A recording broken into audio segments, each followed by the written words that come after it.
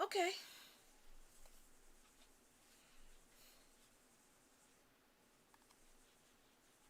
I see.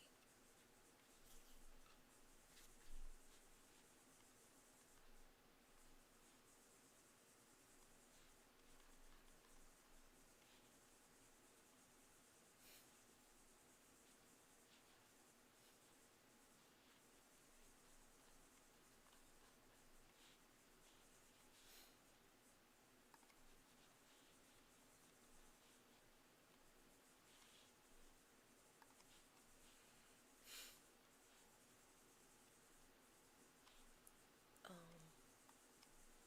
can I just. Oh, view in live control room.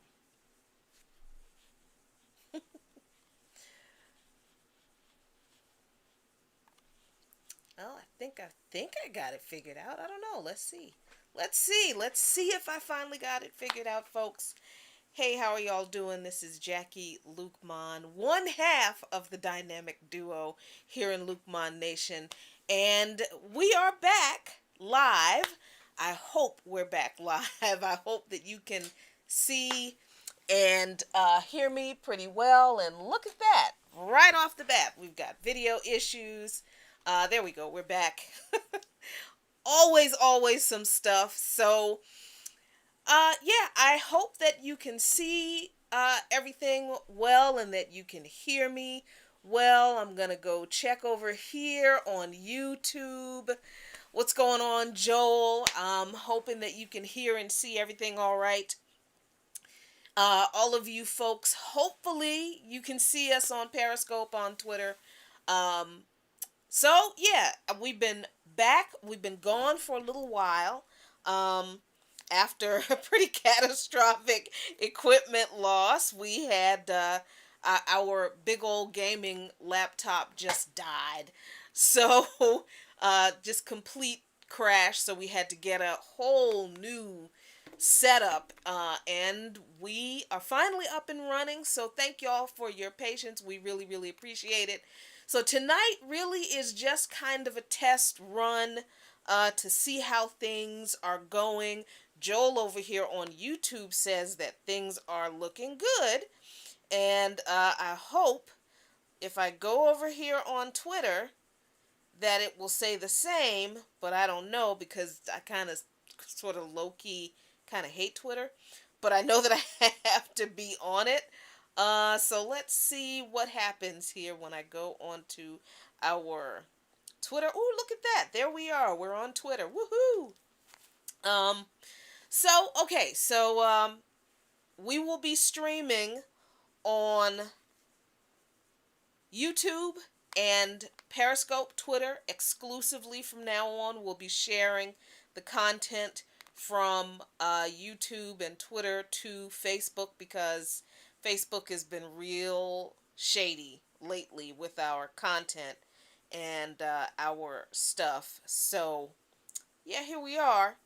Just to give you a little bit of an overview of the things that we're going to talk about in the next, oh, I don't know, a couple of days. Um, Obviously, the ongoing shenanigans with Donald Trump and the and the won or the stolen election that wasn't. I mean, I think it's rich that Donald Trump is running around in court suing for over to overturn elections that he claims are rigged, when right now the United States government is once again claiming that fully free and fair, democratic, transparent elections that have gone on in Brazil, that have gone on in Venezuela, that have gone on in other countries that U.S. imperialism have meddled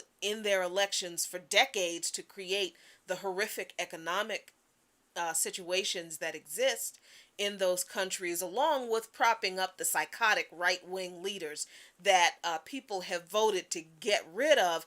It's rich that Donald Trump is claiming that the election that he lost was rigged solely because he lost the election. And listen, it's not like he lost the election by like a landslide. I understand that people are like, oh my God, 6 million more people voted for Joe Biden than voted for Donald Trump. Donald Trump is such an extreme. He is the most extreme maybe of the far right that they could have come up with, and I don't think they could have come up with a Donald Trump.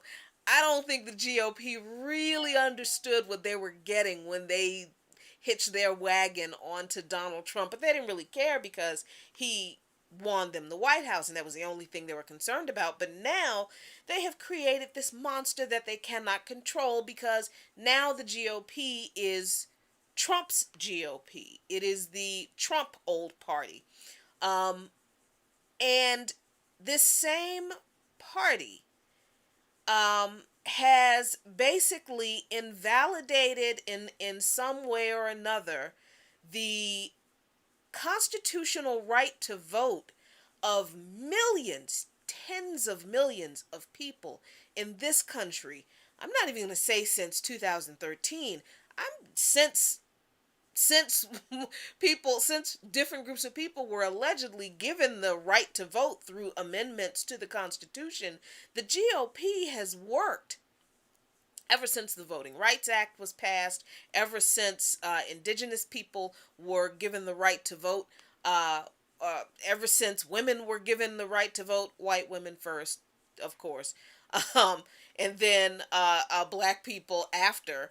Ever since, especially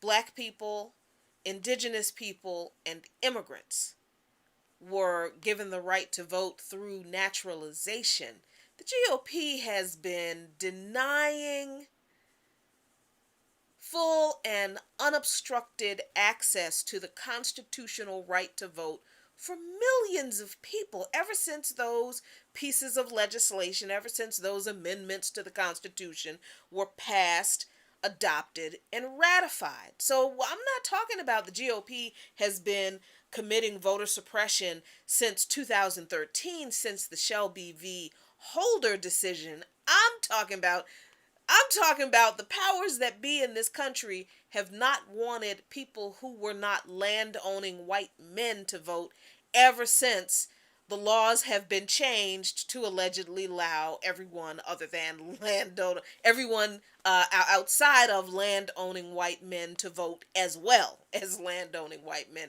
This whole uh, um, stealing of elections and rigging of elections. This is not, I mean, Trump's supporters are acting as if this is like a new phenomenon. And the funny thing is, it didn't actually happen this time. Like, I mean, the things that these people are alleging have happened. Number one, they haven't been able to prove any of it in court because guess what? It didn't happen. And I'm not talking about like just one case of where Trump's lawyers went to court, and in one case they couldn't prove that there was any of this widespread voter fraud that they claimed. No, I mean, I think there were like 37, maybe 40 lawsuits filed, probably more than that. Most of them have been dismissed. In an environment in which the Trump administration appointed a record number of judges to all levels of the federal and appellate courts in this country, and including, the Supreme Court. I just don't see how you claim you have evidence of a rigged election, but you can't even get the cases taken seriously in courts that many of them probably did have conservative leaning judges. That, I mean, so, you know, the GOP now has been taken over by Trump, and it has been taken over, the GOP base has been taken over by Trump supporters who are all angry at the former Tea Party GOP members who are walking away from Trump and his crazy pants antics right now, trying to overturn an election that he, by all accounts, clearly lost. The numbers just add up to that. Um, so it's bad when the Tea Party GOP, because remember, the GOP that exists now is the Tea Party. It came from that Tea Party wave during the Obama administration. And all of the so-called moderate GOP members, the Olympia Snows and all those folks, those who didn't hitch their wagon onto the Tea Party, they retired rather than stay and fight for the soul of the GOP. The GOP doesn't have a soul, but you know that's what they say. Um, so the right wing, the far right Tea Party has been, the far right Tea Party base of the GOP has been usurped now by the ultra far right and completely divorced from logic and reality Trump supporters. So that's what the GOP is now, and they can't control Trump's base. They can't control his supporters because now his supporters are angry at what is now the establishment GOP because they're not backing Trump in these crazy ass claims about the election being stolen from him. So it's really rich. It's crazy rich to me that these mostly white people are talking about an election being stolen from their Fuhrer. I'm borrowing that from my husband, Abdishahid Luqman, who will be joining me next time around. But they are angry that they're convinced that their Fuhrer was an election was stolen from them. And from him, but these are the same people who didn't care about all the voter suppression and all of the voter disenfranchisement and all of the denial of the right to vote and the obstruction of access to voting. They were going to be poll watchers to show up with their guns at polling places and make sure the blacks vote right, because that's what all that bullshit was. All this foolishness about Trump calling up an army of people to go and be poll watchers. And I mean, Rudy Giuliani said it himself when he talked about, well, you know, Michigan was clearly stolen. Michigan is a big ass state, but how come he only focused on Wayne County? You know what's in Wayne County? Detroit. So this whole gambit by Trump, it's exactly what it is. He's just, you know, throwing stuff at the wall and seeing if anything will stick for 2024 to come back and run again in 2024. And if Trump doesn't run again in 2024, it will be someone whom he blesses, whom his base will be able to get behind, and it's not going to be any of these Republicans who are now walking away from Donald Trump and, you know, talking about, oh, we need to stand up for the integrity of American democracy. American democracy has no integrity. There is no such thing as American democracy when the constitutional right to vote has been impeded for centuries. Ever since the right to vote was supposed to have been enshrined in the Constitution for previously disenfranchised groups of people. So, I mean, it's rich to me watching all these white people talking about, oh, the election was stolen! Oh, stop the steal! And, you know, black folks who know better are like, oh, okay. So your election actually was not stolen, but you want to be oppressed so bad that you have to make it up. But when we were talking about our votes being denied and our access to the polls being denied, oh, that wasn't a thing because we didn't have the right ID. And why couldn't we just get it? And we didn't vote. We didn't use or lose our right to vote. I didn't know there was an expiration date on it, like yogurt. You know, if you don't use yogurt in like 3 weeks after you buy it, or maybe a month at most, you better throw it away because it may give you some type of horrible stomach cramps if you eat it. I didn't know there was a use by date on the right to vote, but apparently the GOP has said that there was. These folks haven't cared about that. But they are in the streets talking about stop the steal, and it is the most hilarious thing to watch these want to be oppressed so bad, hypocritical white people out in the streets talking about somebody stole something from them.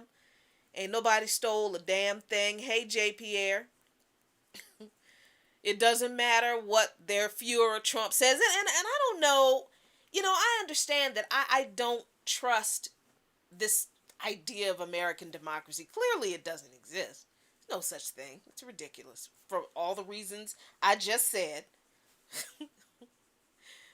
But it blows my mind to see people who are, like, I guess progressive or anti-establishment, I don't know what they're supposed to be, agreeing with Donald Trump that the election was stolen from him. It's been the weirdest. That has been like the weirdest shit. People who have been either all on Bernie's jock for the past two election cycles, diehard progressives, we need to fuck the establishment and, break the duopoly and all this kind of stuff. And the next thing you know, they're agreeing with Donald Trump that the election was stolen from him. And I don't know what is wrong with y'all. That's just, two things can be true at the same time. It's entirely possible, people, for democracy to literally not exist in this country because the right to vote has been impeded systematically by the Republicans in an overt way and in an overtly racist way, and also by the Democrats in a more subtle kind of incrementally kind of way. They only do it during the primaries when they scuttle the campaigns of challengers to their chosen candidate. Let's be clear now, both political parties infringe upon people's right to choose who they want to represent them in this electoral process. Both parties do this. That is absolutely true. But it's also true that Donald Trump is grasping at a whole bunch of straws that don't even exist right now. He's making this shit up.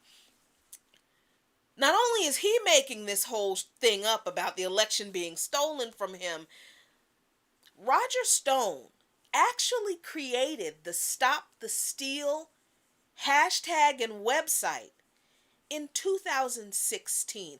Not only are Donald Trump's supporters being played by him, but y'all are being played. Some of you all progressives who I can't even understand what the issue is. I don't even understand how you could fall for this particular gambit from Donald Trump. Yes, a broken clock is right at least twice a day, but this ain't one of those times. It's not even because it is Donald Trump who is making the claim. Because I would absolutely agree with him if he weren't lying through his teeth, if he actually did produce evidence of widespread voter fraud. I'd give him credit where credit is due, but he's produced no such evidence. It's all this racist, and it really is a barely thinly veiled racist attack on people who he believes have cheated him of the election, because it's the immigrants who, notice when they say illegal votes, all of the illegal votes that have been cast, they're not talking about like the Republican lawyer down in Florida who was coaching people for how to illegally vote in the runoff election in Georgia, that he's being investigated right now by the Georgia Secretary of State. A Republican said that he would change his address to where his brother lives in Georgia, so expressly so he can vote in the election in Georgia, and he encouraged everybody else in his little GOP organization to do that. And they're asking him questions. He gave them his address so they could register and forward their mail to his brother's address so they can commit voter fraud and pretend like they live in Georgia so they can vote in the Georgia election, even though they live in Florida. That's not what Trump is talking about when he's talking about illegal votes. He is talking about people who he believes just stole the election from him. And these are usually folks who are immigrants, black folks, Latinx people, people who historically wouldn't vote for the GOP, who have historically voted for Democrats 80-90%. At 80-90, but that's what this kind of stuff, that's why Rudy Giuliani mentions Wayne County specifically when he's talking about how Michigan is an example of the horrible theft of the election and all of the fraud in Michigan. That's what they mean when they talk about Philadelphia being the hotbed of election fraud in Pennsylvania. So I don't see how people who call themselves progressives or leftists could actually co-sign on any of this ridiculous racist bullshit. It has blown my mind to me personally see people on my timeline that honestly I just had to unfriend them after I tried to have a discourse with them, because look, y'all, it's 2020 and who knows what the hell is coming down the pike next. We don't have time to be having these long drawn out conversations asking people how in the fuck can you believe this ridiculous shit this man is spewing. And you're grown and you're supposed to be all well versed in politics. You believe what you believe. I'm not going to challenge you on it anymore. I am not your Negro whisperer over here. So, yeah, that's been interesting. So, it has been interesting to watch these people lose their mind about a so-called rigged election in this country when, this time it actually is not. While at the same time, the same people in the same political party are looking at the elections in Venezuela and in Brazil, and because those people have risen up and voted out the right-wing coup governments that the United States has propped up in their countries. Oh my God, the elections are fraudulent over there. You're kidding me. What? And just to be very, very clear, the Biden administration is not going to have any different of an orientation toward any of those countries that have just exercised a truly democratic and transparent process to vote out the right-wing leaders that the U.S. has propped up in their countries. The Democratic Party isn't going to treat Venezuela any differently. Joe Biden hates Nicolas Maduro. He's called that man a thug on more than one occasion. The Democratic Party is not going to stop propping up right-wing imperialist coups in countries that have material resources that this country wants to steal. That I don't care where it is. I don't care if it's in Venezuela, if it's in Brazil. I don't care if it's in anywhere in Africa, if it's in Iran. The United States government under any administration, Republican or Democrat, cares nothing about the people that its imperialism and its sanctions and its warmongering and its coups doesn't care anything about the effect on the people's lives in these countries that its policies destroys. They just want these people's stuff. They just want the resources in the ground that those people are inconveniently living on. And this government, regardless of who is leading it, will do any and everything to continue to get those resources. Excuse me. The difference between Trump and Biden in this regard is that Trump is, he's like an uncouth mob captain about it. He's got no social graces about himself. He's just going to come right out and say, like he did in Iran or in Iraq, well, we're just going to take their oil. He said it. He said the quiet part out loud, and he always says the quiet part out loud. And corporations and businesses don't want you to say the quiet part out loud because we're not supposed to know the quiet part, you and I.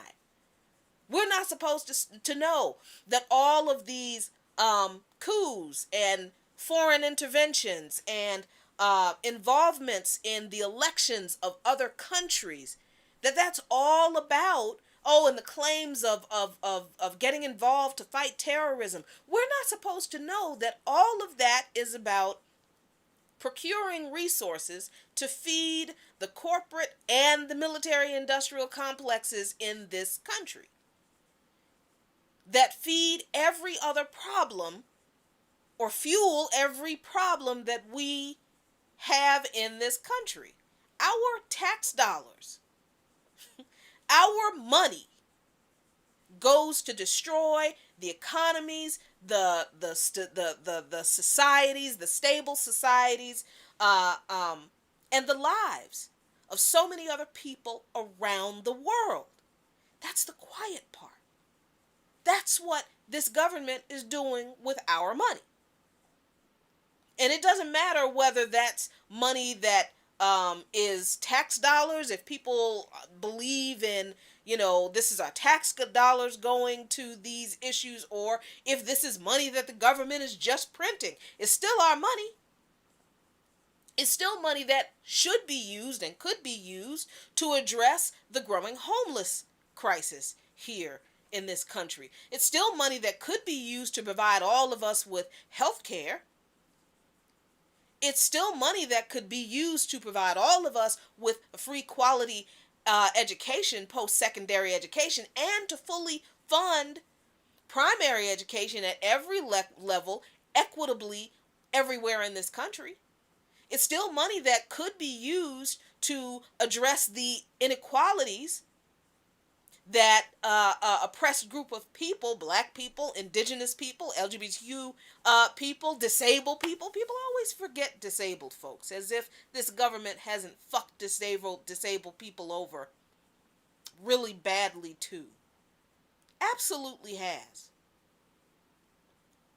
So we have to be careful that we're not ableist in our enlightenment, and that takes work. So it's not something that comes naturally top of mind unless you are familiar with that type of a situation. So we're all a work in progress in this struggle, but we can never rest and get comfortable in this fight against U.S. imperialism and the damage it does around the world, and the damage that it's doing around the world in our name, in the name of U.S. citizens. Other people around the world, excuse me, are more sophisticated in the issues of imperialism and the damage that U.S. policy, U.S. foreign policy does, because they've been fighting it their entire existence. If it wasn't the United States imperialism they were fighting, then it was British colonialism.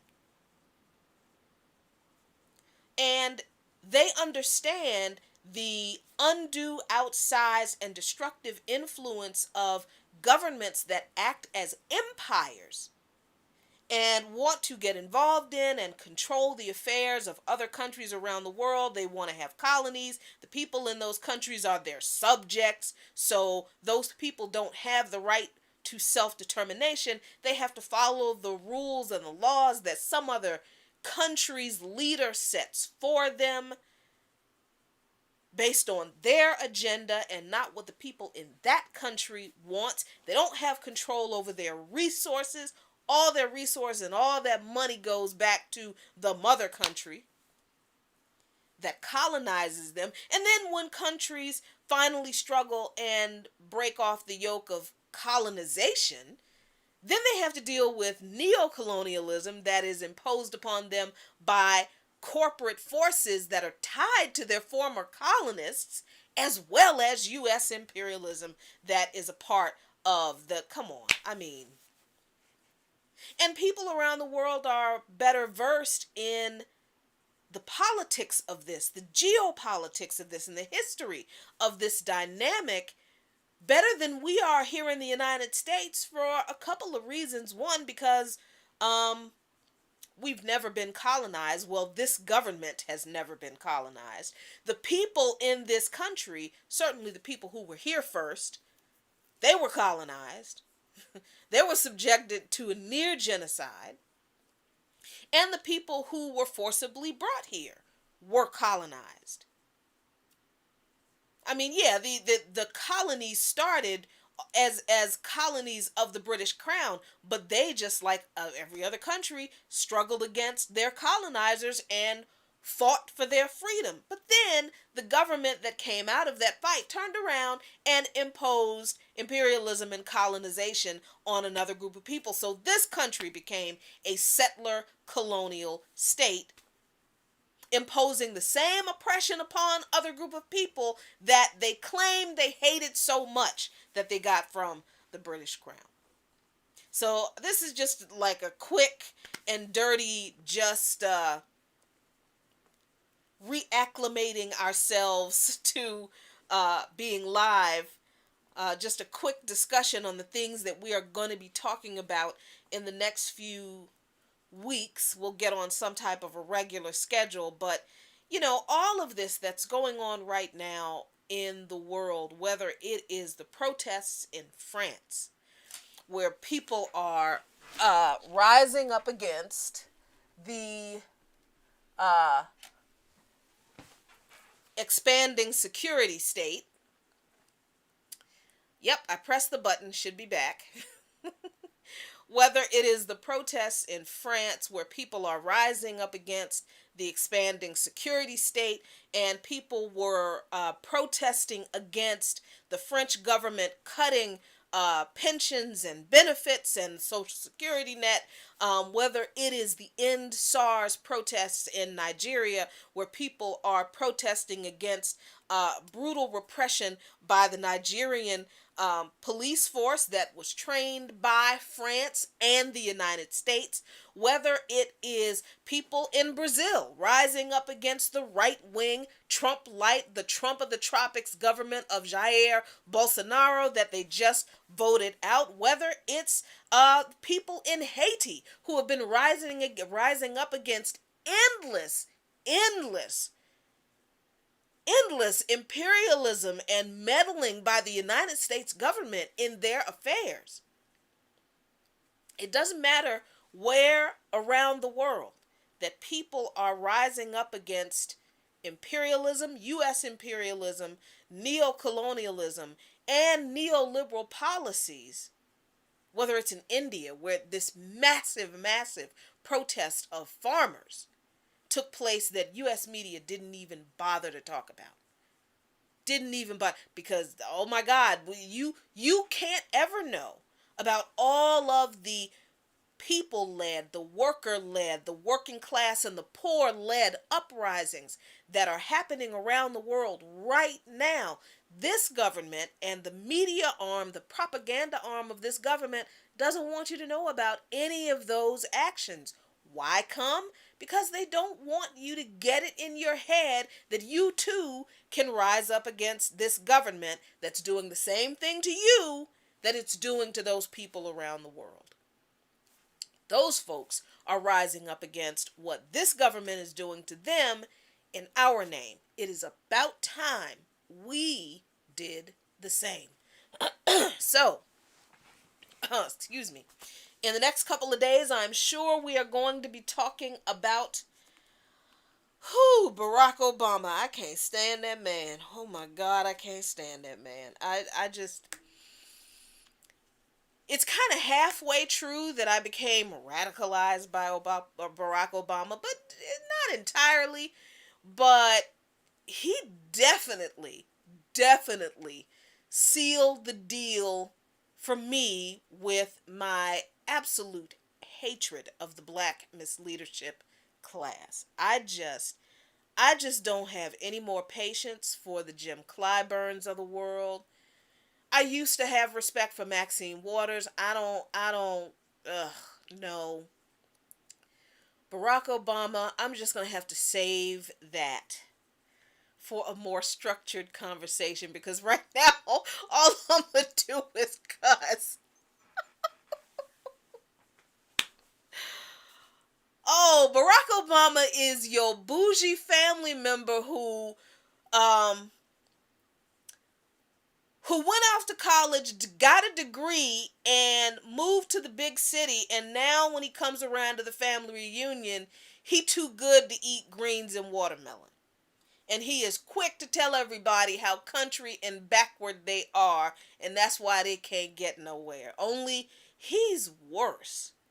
Cause you can kind of understand how some of your folks do. I'm not just talking about you. I have people in my family who are like that too, and we don't get along. So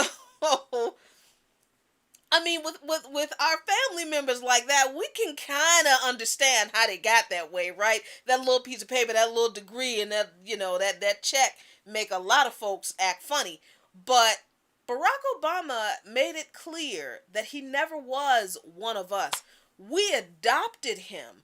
And we put all our hopes on him, and I can totally understand that because when I voted for him the first time, I kind of thought, you know what? And I really did think this. I kind of thought maybe, he's not. They're not gonna let him do everything that we need because the GOP are full of a bunch of racist bastards, and I don't care what they say. That's just true. And I don't care if some of them are black. They uphold white supremacy too. But I hoped that he would at some point stand up for us. And I hope that, though, not understanding at the time that Barack Obama was never one of us, he never wanted to be one of us. He told us he wasn't one of us. He told us he won't go be one of us. And like most black people who voted for him, we hoped that he would, I don't know, I guess have some mercy on us or some pity or change his mind and do a little bit more than what has been done for us before. And well, we all see what happened. So that first year, that was on him. That was on him because he said a lot of great things, Mr. Snappy Slogan.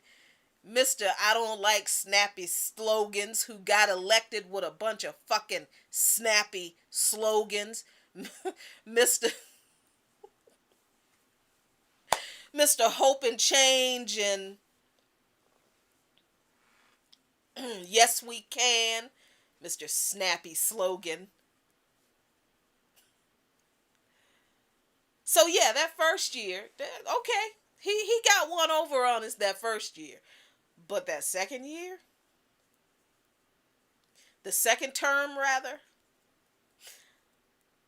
the first year into the second term was when I just, fuck you. Fuck you, Barack Obama.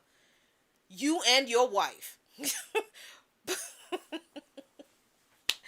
But like I said, I'm going to save that for a structured conversation because I really want me and Mr. Luqman to get into the particulars, the details of who Barack Obama really, really is. And if you don't want to wait, and I understand that, you shouldn't wait, you really need to check out a conversation that our brother Dr. Jared Ball had with Dr. Todd Stephen Burrows. You can find that conversation on imixwhatilike.org. You will find here in Luqman Nation that we shout out people who influence us, people who we learn a lot from, people we rock with, people we respect all the time, because that is how we grow, and that's what comrades do. So you've got to check out that conversation between Dr. Jared Ball and Dr. Todd Stephen Burrows. We interviewed Dr. Todd Stephen Burrows on By Any Means Necessary last Friday. You can go back on our page, excuse me, on our Spreaker, and listen to the podcast from for last Friday. Um, what else are we going to talk about in the next coming days? I'm sure we're going to talk about the coronavirus and, in particular, the vaccine, and how difficult it is to have a conversation about the concerns about the vaccine and how it's going to be administered, particularly without sounding like an anti-vaxxer and without being accused of being an anti-vaxxer and being a Trump supporter. So there's that. But in the meantime, y'all, I'm just tickled that our tech is working and it seems to be working pretty consistently, with the exception of the weird camera things that are going on. I don't know what the hell is going on. Listen, you can listen to um, our show by any means necessary. Our meaning me and my co-host and comrade Sean, the Voice Blackman, on Sputnik Radio every weekday from 2 to 4 p.m. We had some really great interviews today. You can also listen to the monologues that I do at the top of the show, either on the Spreaker podcast, or if you want the standalone monologue all by itself, you can grab that on our Twitter feed, or you could also just become a patron and get that and share it all over the place with some other really neat content that we have for our patrons on our patron page. You can find us. Look at the scroll down at the bottom of the screen on patreon.com/Luqman Nation, LuqMannation. All right, folks. So thanks a lot for tuning in to this impromptu, this is what's fitting to come down the pike stream. We appreciate your support very, very much. Stay tuned for our next live broadcast, where next time it will be me and Mr. Luqman, and we're going to be chopping it up, talking about some of the issues of the day that piss us off. And we hope they all piss you off too, so we can all get angry, get organized, and get a revolution going. As always, y'all, take very good care of each other. And as the eternal chairman of the Black Panther Party for Self-Defense, Fred Hampton, says, I say to you peace, if you are willing to fight for it. And you damn well better be willing to fight for it. Good night.